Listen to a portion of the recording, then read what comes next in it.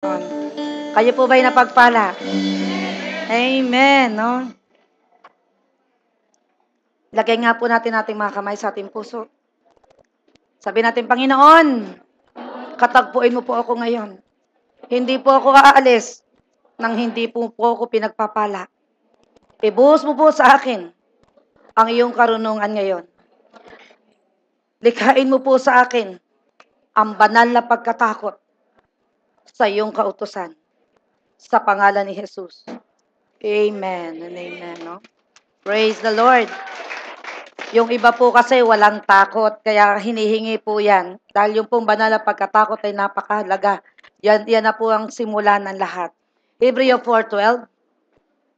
Kasi yung iba, no, akala dumarating dito, akala nagsumbong sa akin, akala ako'y nagpaparinig.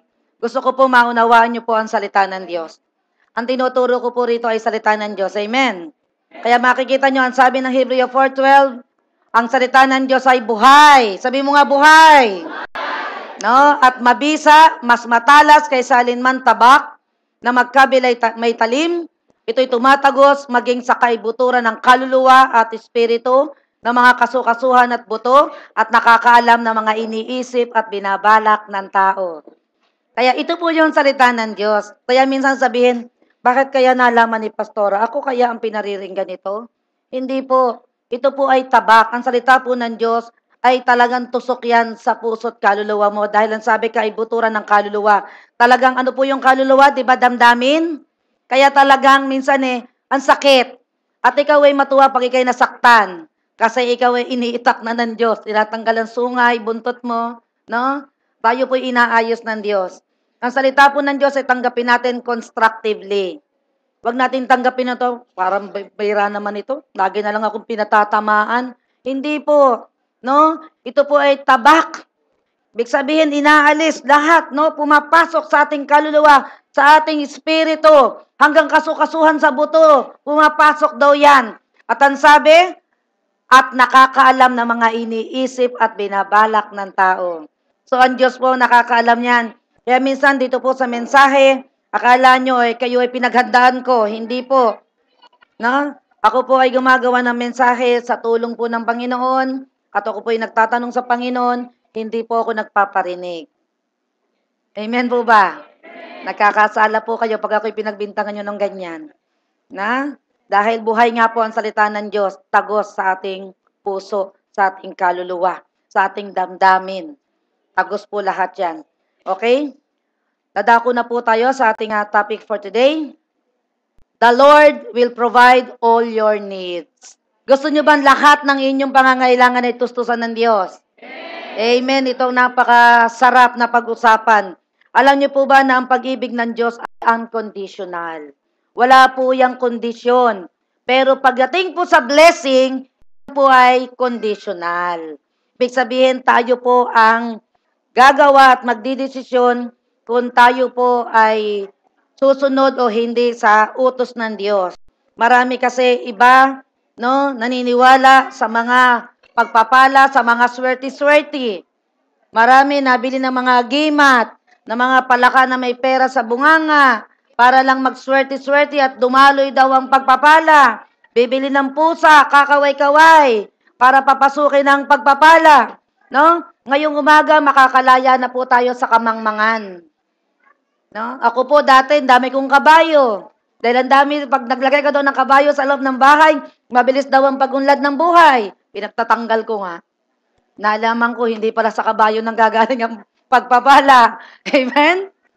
Hindi pala sa pusa, nakakaway-kaway, at hindi rin sa palaka na mayroong pera sa kanyang bunganga.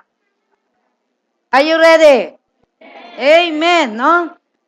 Ito na po ang mga kondisyon ng pagpapala. Number 1, fear God. Kailangan po magkaroon tayo ng takot sa Diyos. Yan ba'y nakasulat sa Biblia? Ano naman ang kinalaman ng takot sa Diyos? Para sa aking pagpapala. Awit 111 verse 5. Tingnan po natin. Sabi rito, He has given, sabi niya, food and provision. Wow. To those who reverently and worshipfully fear Him. He will remember His covenant forever and imprint it on his mind. So, sino pala ang binibigyan ng pagkain at ng probisyon? Ibig sabihin po ng probisyon, ito ay tustos sa lahat ng pangangailangan. Sa lahat po pala na may takot sa Diyos.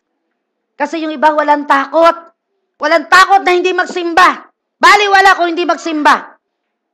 Hindi takot. Pero pag walang pasok sa opisina, takot na takot kasi walang sweldo. Ang ating pong reward dito ay hindi pera. Langit na punong-puno ng ginto.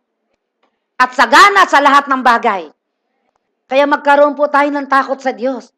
Dahil ang sabi niya, ang pangako niya, pagkain at probisyon. Ibig sabihin ng probisyon, pera. Sa lahat ng mga pangangailangan mo, ibibigay daw niya. Ano lang hinihingi niya sa'yo? Magkaroon daw tayo ng takot sa Diyos. Amen? So, again, desisyon na naman. Sino na naman ang magdidesisyon? Kaluluwa. Kaya kanina, usapan natin, work out your soul. No? Trabahuhin mo yung isip mo, damdamin mo, desisyon mo, para magawa mo ang salita ng Diyos. Ikaw ang gagawa niyan, hindi ibang tao. Kaya kung ikaw man ay kapusin, ikaw ang may kagagawan, hindi Diyos. Dahil ibinigay na po ng Diyos ang kanyang salita, ang gagawin mo na lang, sundin. Amen! Praise the Lord! No? Ano ba yung kanyang tipan? Ang sabi dito, He will remember His covenant forever and imprint it on His mind. Deuteronomy,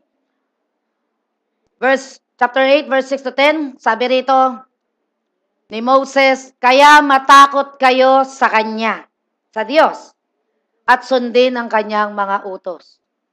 Sabi nyo, Kanyang utos. Okay, utos po ng Diyos ang binabanggit dito, hindi utos ng kung sino-sinong albularyo, ermitanyo, o sino yung lolo't lola mo, na hindi naman nakasulat sa Biblia. Ang kailangan po natin, ang sabi, matakot daw tayo sa Kanya at sundin ang Kanyang utos.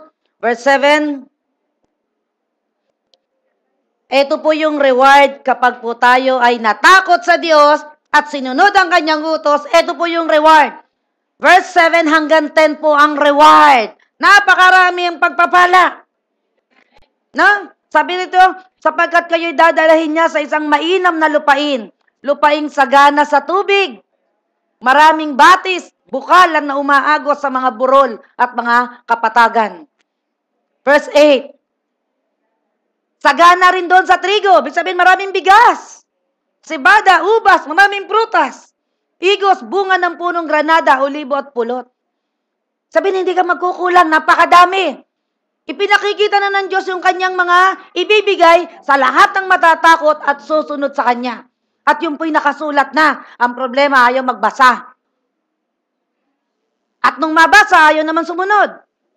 Kaya kakapos at kulang sa pagkain. Amen! Kayo ba'y nakikinig? Amen. Praise God. Verse 9. Ito pa ang pagpapala. Doon ay hindi daw kayo magkukulang ng pagkain. Hallelujah! No? Lagi kang may pagkain o anumang pangangailangan. Ang mga bato doon daw ay makukunan ng bakal at makukunan ng mga tanso ang mga burol. Verse 10. Mabubusog kayo roon. O lagi kang busog. At pupurihin nyo si Yahweh na inyong Diyos dahil sa masaganang lupaing ibinigay niya sa inyo. Hallelujah! Pwede ba natin palakpakan ng Diyos? Ano lang ang puhunan mo?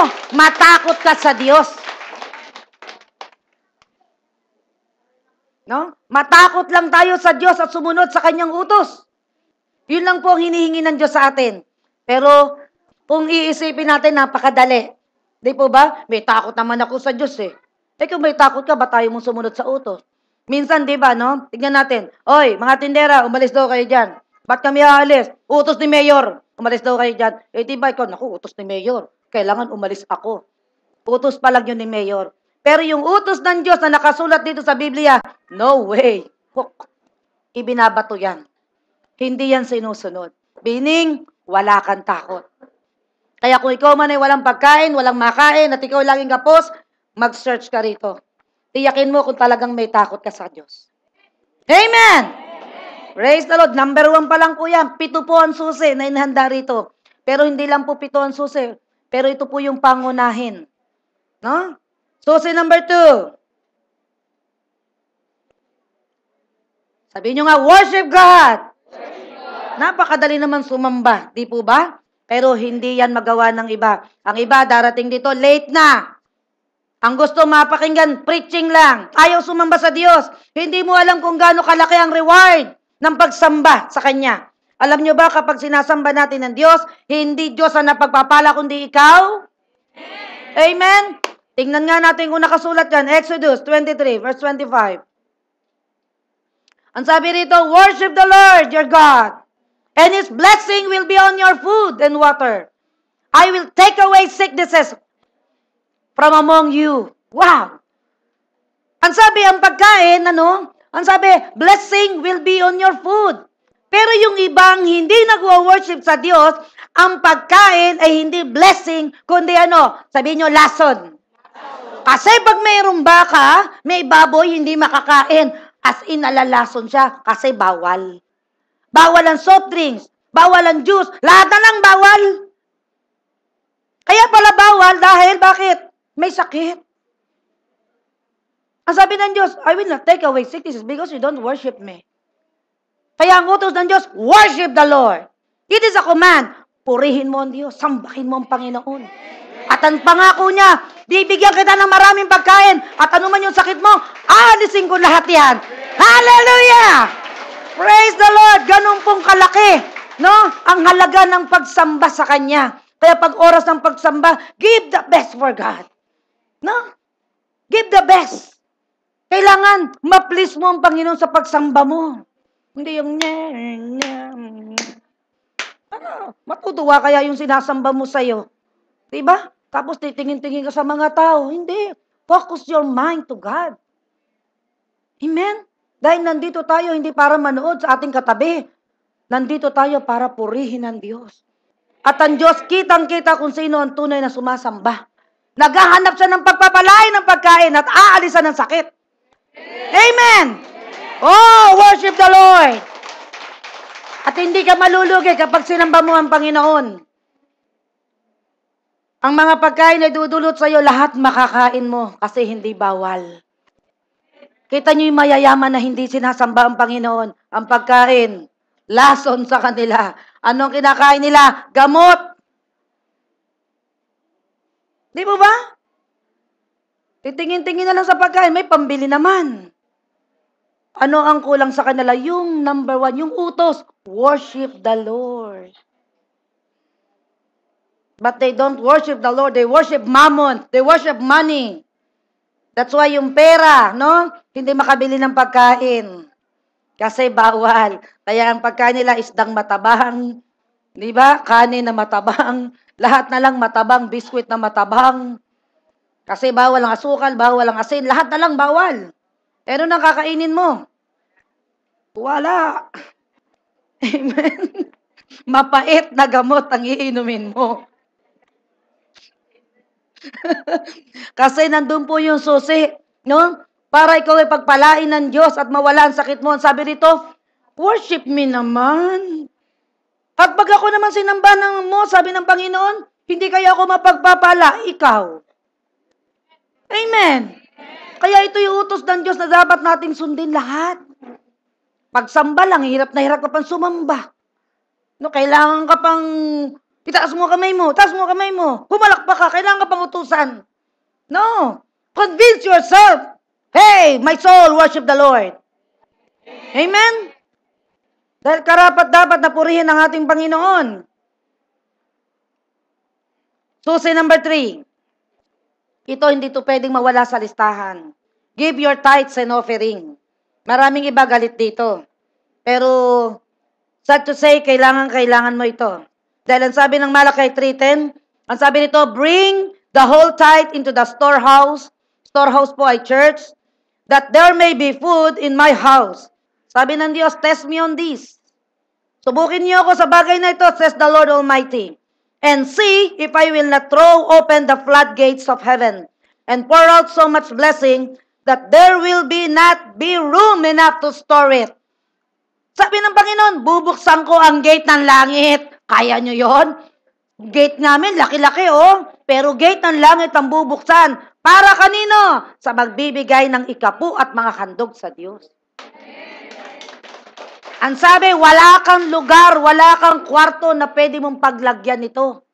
Hindi mo kakayanin ang pagpapala ko. Ano utos ng Diyos? You have to give your tithes and offering.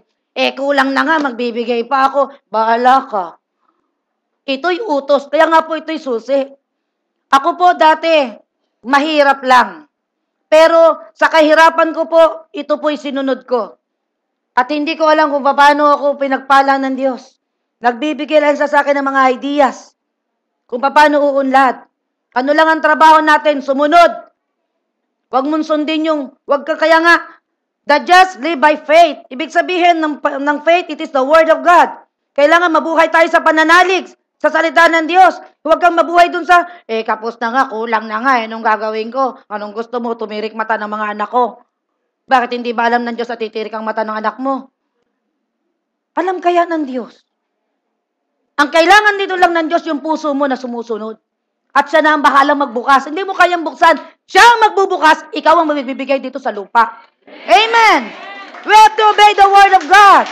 No doubt. Makikita nyo, malahat yan, dadali lang sa inyo.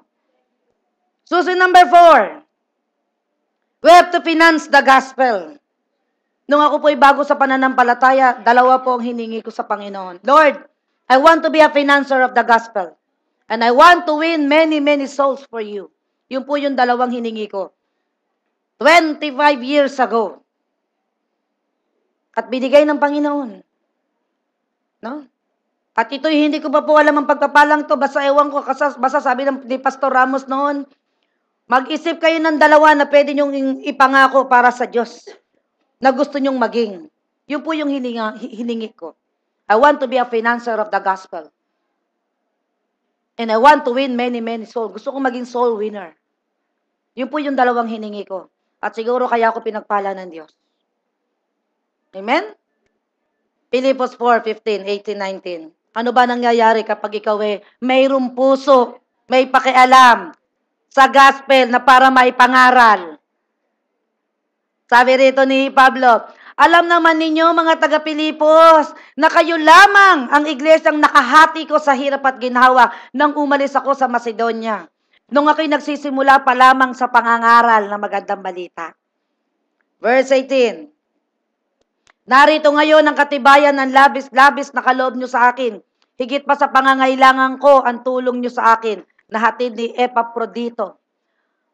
Alam nyo ba yung mga binibigay natin pera para sa gospel? Ito ang katulad yan. Ang mga handog na ito, ay tulad daw ng mabangong handog sa Diyos. Mga alay na katanggap-tanggap at kalugod-lugod sa Diyos. Amen? Yung iba napakakuripot pagdating sa gospel. Ang gusto, laging silang binifinance. But not the gospel. Ito po'y sikreto, ito po'y susi. Kaya ako pag may hamon na ganyan, hindi ako kuripot. I'm very happy to give. Because I know my God. At ano naman ang pangako niya sa'yo kapag ikaw ay nag-finance sa gospel? Verse 19. Wow! At buhat daw. Saan? Doon sa kayamanan niyang hindi nauubos. Sabihin niyo nga, kayamanan ng Diyos na hindi nauubos. Ibibigay daw ng Diyos sa atin ang lahat ng ating pangangailangan. Lahat ng ating kailangan ibibigay ng Diyos sa pamamagitan ni Kristo. Amen! Wow! Kaya kailangan may puso ka sa business ng Diyos. Ang business po ng Diyos ay gospel, kaluluwa. Kaya kung mapupunan nyo, ganito na lang ang aking bakit ganun sunduin pa? Mga baby no? Ang baby, parang si Akiyo, laging binibit-bit. Pero pagka matanda na kayo sa pananampalataya, palalakarin ko na kayo. Masagwa na kasi kayong bitbitin. Na lumalakad na kayo. Amen? Amen.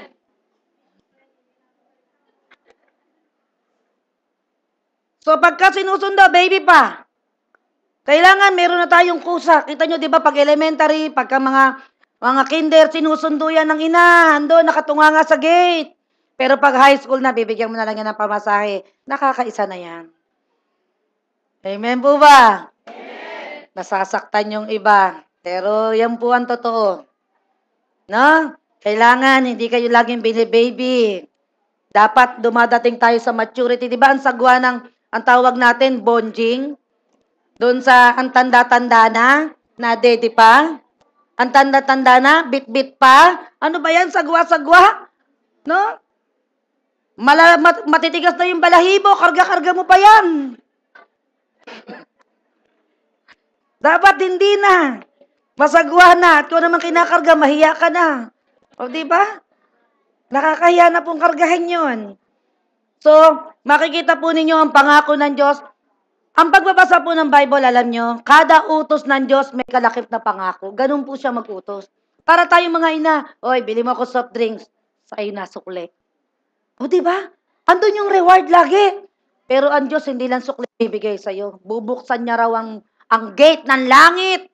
At lahat ng pangangailangan mo sa lupa. Sabi niya, akong bahala dyan. Amen? Napakasarap po malaman natin ang mga susi. Kaya wala kang kakapusan sa pagkain. Laging marami. Sabi nanay ko, bakit dami namin laging pagkain? At hindi ako kinakapos. Ito na yung sagot. You finance the gospel. Pinagpapakain po yan lagi dito. No? Sarili niyang pera, pinakakain dito ang mga sumasamba sa Diyos. Amen? Minsan kayo naman. No? Para po natin maranasan yung pangako ng Diyos. Mararanasan niyo po yan, tiyak. Huwag po kayong kuripot sa Diyos.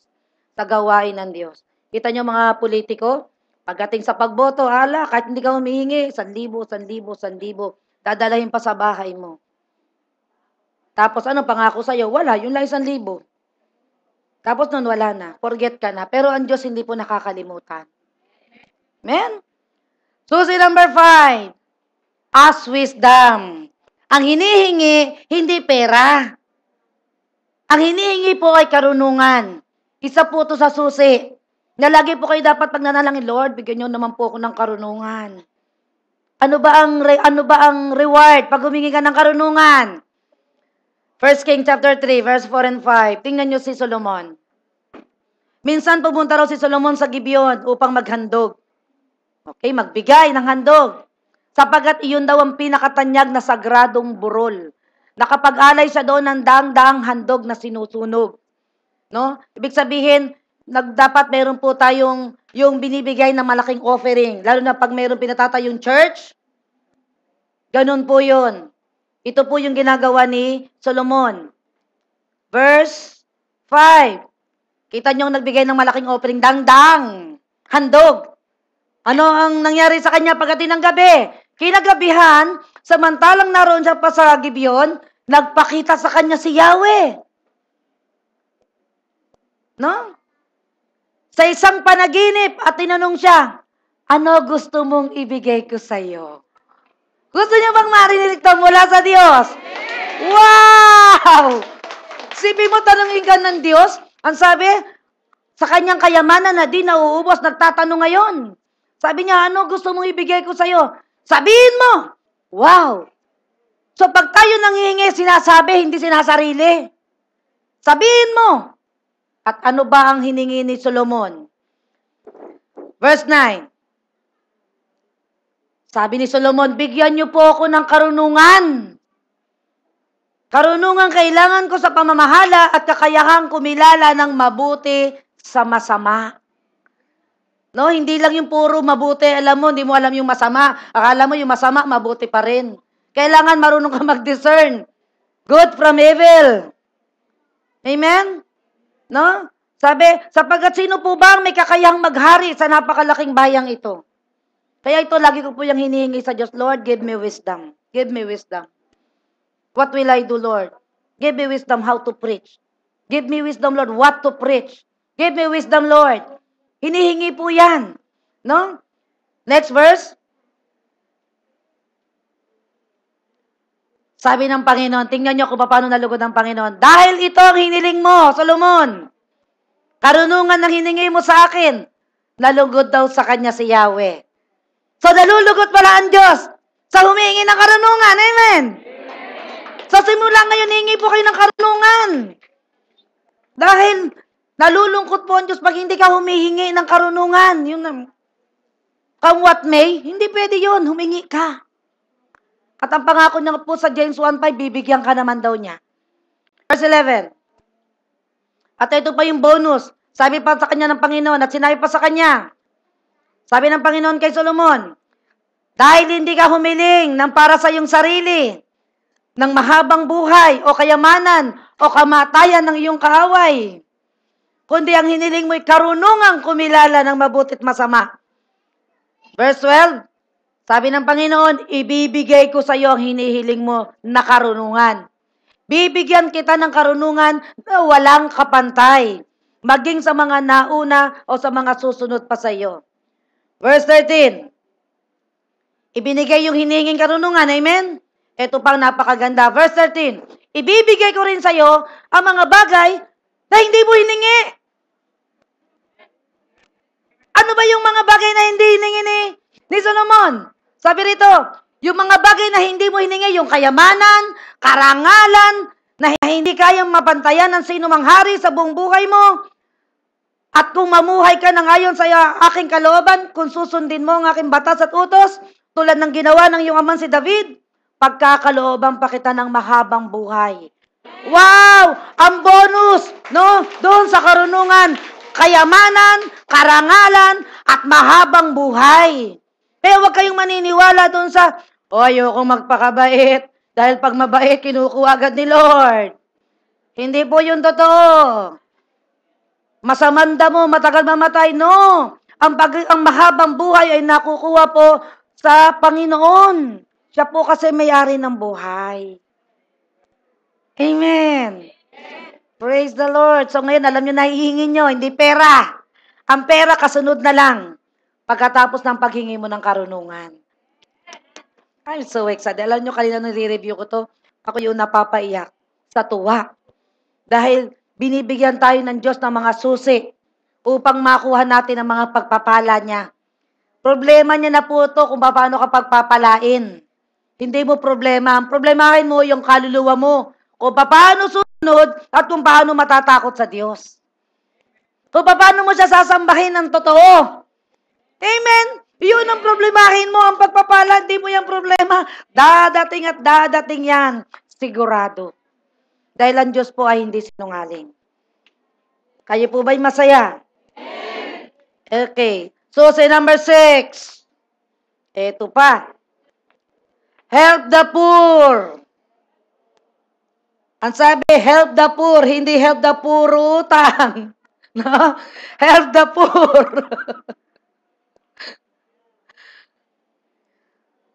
Proverbs 19:17.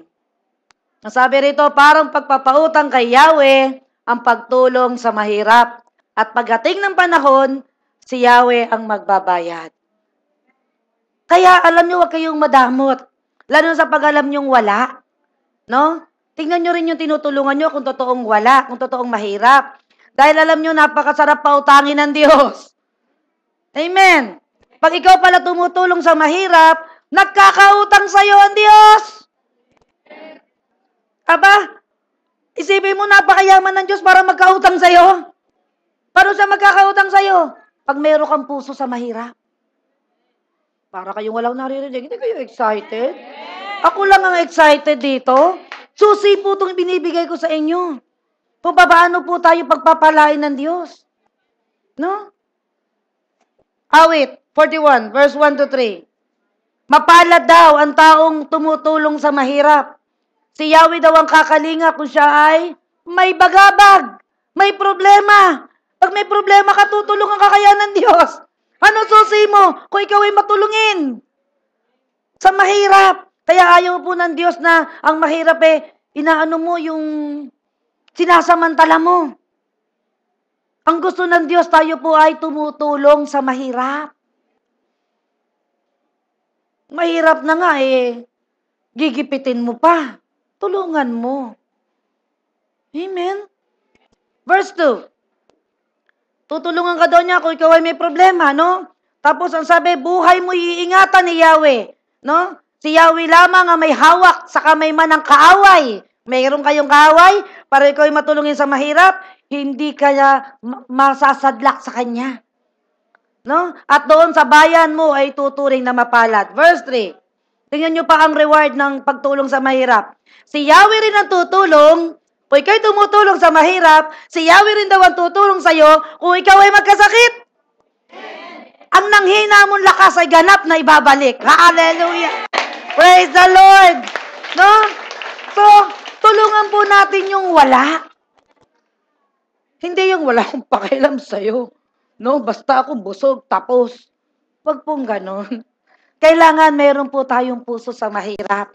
At pagdating ng oras na kailangan mo ang tulong ng Diyos, tiyak, makukuha mo yung kailangan mo. Bakit? Meron kang itinanim eh. No? At kaya meron kang aanihin. Saan ka aanihin? Hindi sa tao. Huwag kang manunumbat. Hoy, tinulungan kita. Ngayon, tulungan mo ko. Hindi ganon. Ang Diyos ang tutulong sa'yo. No?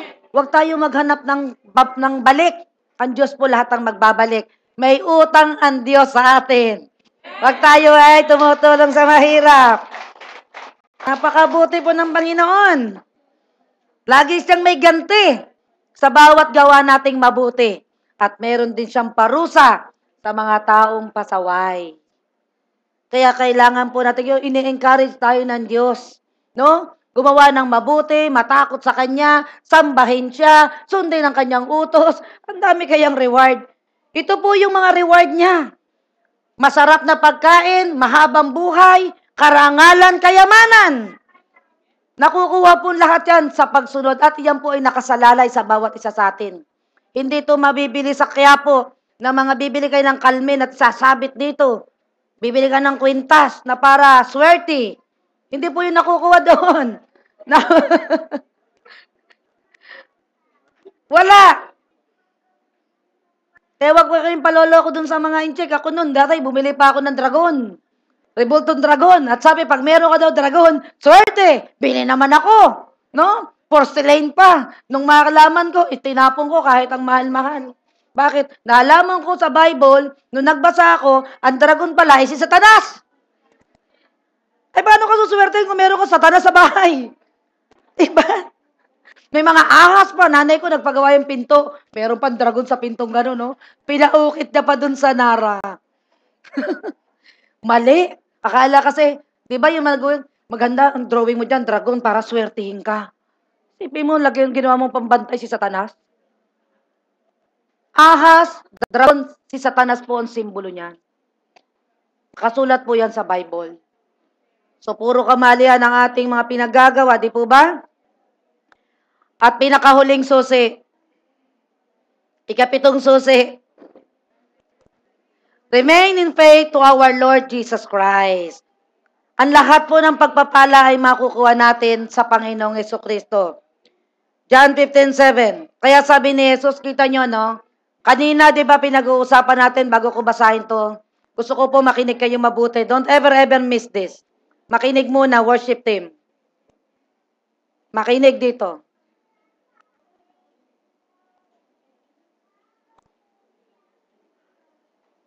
Dahil meron akong revelation na pakikita dito. Gusto ko pong makita nyo ito. Makinig, huwag ka ng mga twiran. Dahil kanina sa susi number 1 hanggang 6, merong iutos ang Diyos. Ano utos niya? Matakot ka sa Diyos? Sambahin ng Diyos? Di po ba? Ngayon, dito sa John 15:7, sino yung Diyos na yon? Amen? Sabi sa John 15:7, sabi nito, kung mananatili kayo sa akin at nananatili sa inyo ang aking salita, hingin ninyo anumang nais nyo at ibibigay yun sa inyo. Alam nyo po ba kung sino nagsasalita rito? Si Jesucristo. 1 John 5:20-21. At dalalaman nating naparito na ang anak ng Diyos at binigyan niya daw tayo ng alin? Pangunawa upang makilala natin ang tunay na Diyos. At tayo daw ay nasa tunay na Diyos. Ilakas nga po natin, basahin natin.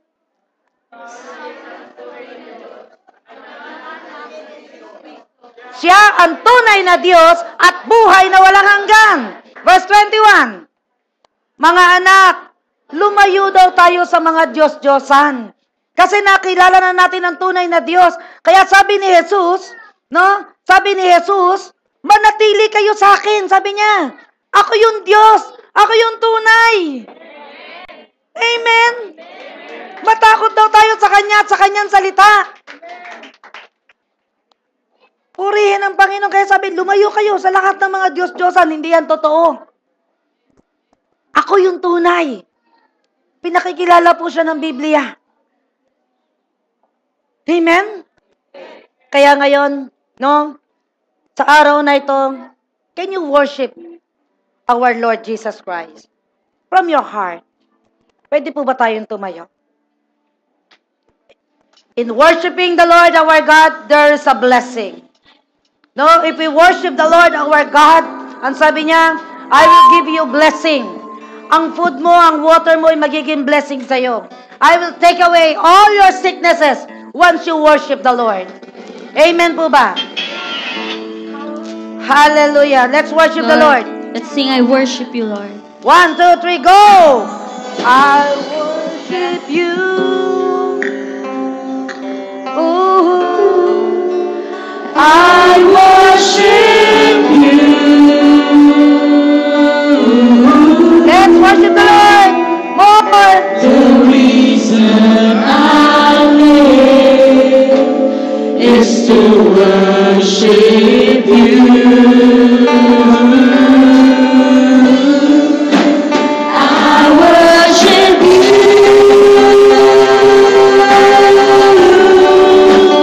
I worship you.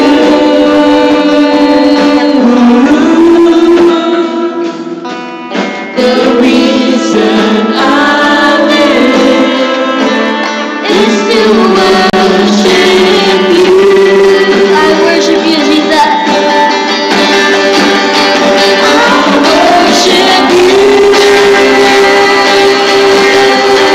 I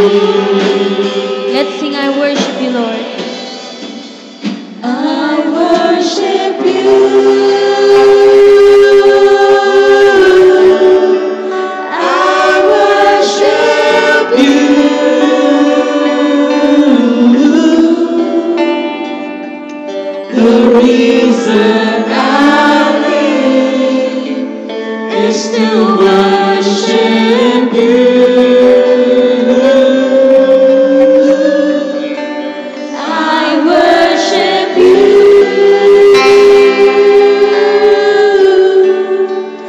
I worship you. The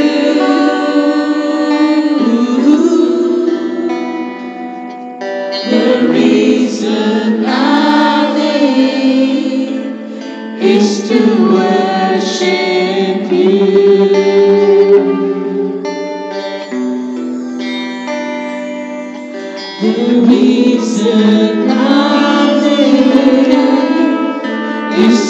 worship you. Alam niyo po ba, every time we worship the Lord, it is a big opportunity for us to be blessed. Amen? Worshiping the Lord is an opportunity to be blessed. Kaya alam niyo, pag tayo sumasamba, God is looking Sabi ng John 4:23-24, di ba? God is looking for a true worshiper. Bakit kaya siya naghahanap ng tunay na sumasamba sa Kanya? Sa Espiritu at katotohanan. Naghahanap siya ng pagpapalain. Naghahanap siya ng pagagalingin.